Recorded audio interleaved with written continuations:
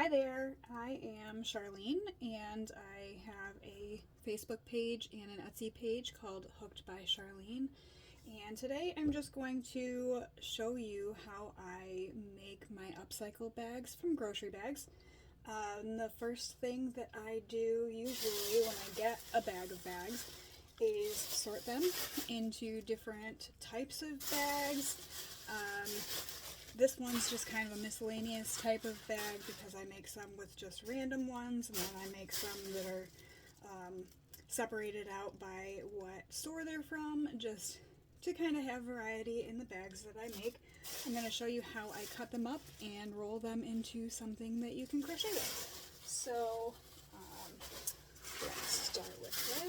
Put that in the bag.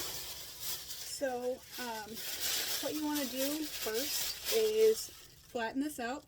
It's going to be a little bit noisy, so I might not talk for a second.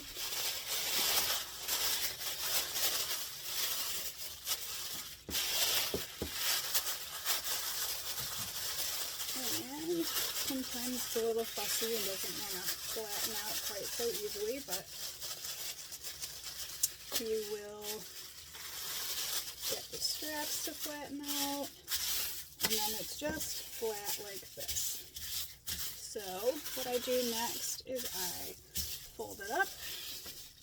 I usually fold it in quarters, and then I will take my scissors and cut the end off of here because it's bound there, and then cut the end off of my straps because I can't use these, and then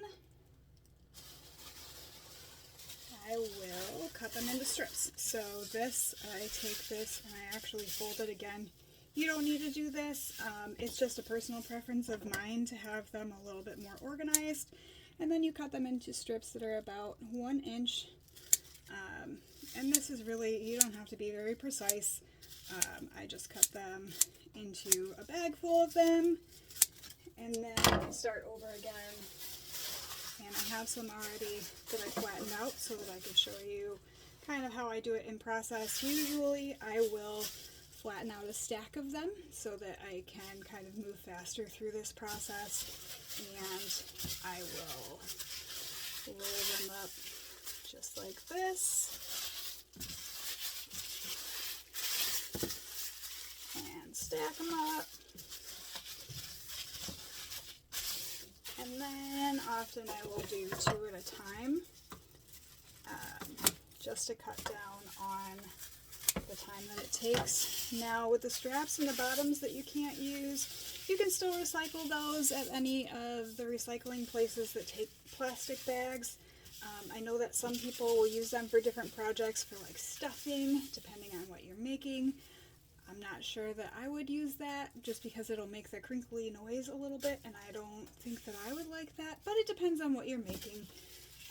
If it's for like outdoor cushions or something like that, it would be totally fine. Alright, and then again, I put 2 of them together and just snip through and add them to my bag.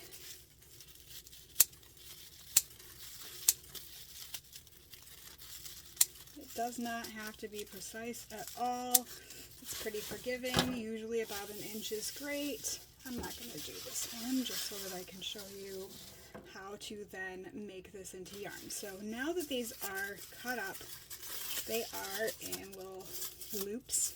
And what we're going to do is tie those loops together. So this, and then we'll open another loop. And then this you can put under this loop, and then I usually fold this one over top and inside its own loop and then pull it tight.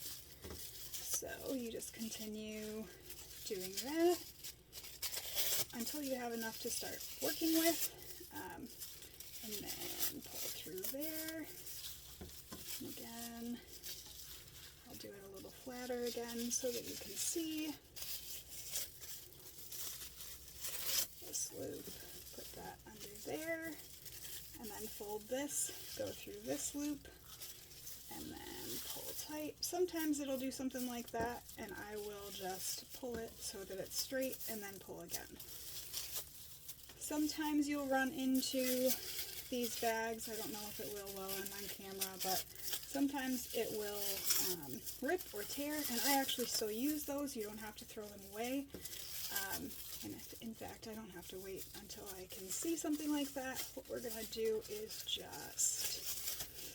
I'm going to snip one like so. So we'll just pretend that that broke. What I do is I just tie a little knot in it and make sure that it's tight.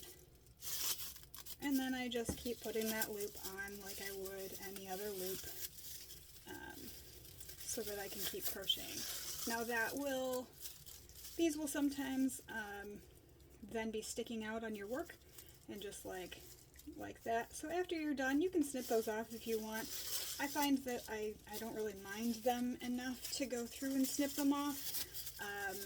This is a bag made from grocery bags, so it's not going to be a perfect project like you would with your yarn, but it's a wonderful project to do with something that would be trash to make it absolutely usable for forever, really, because it's not going to break down or anything like that, which is why I like keeping them out of the trash.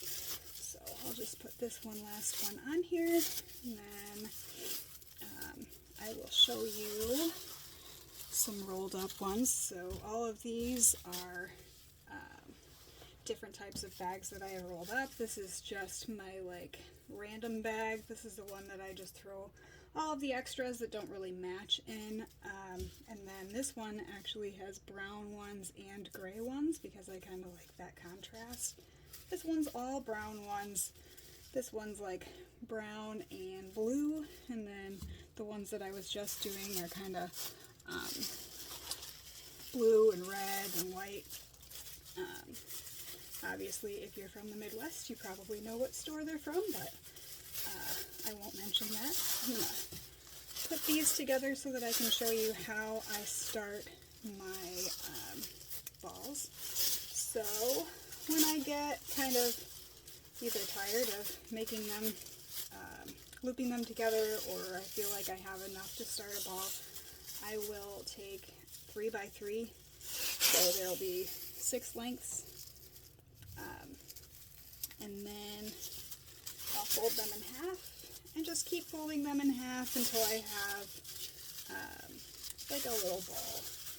So this and this, and then once I get to like a little ball, then I'll start winding it around itself so that I can organize my now plastic yarn into a ball that I will be able to use a little bit easier to crochet my bags.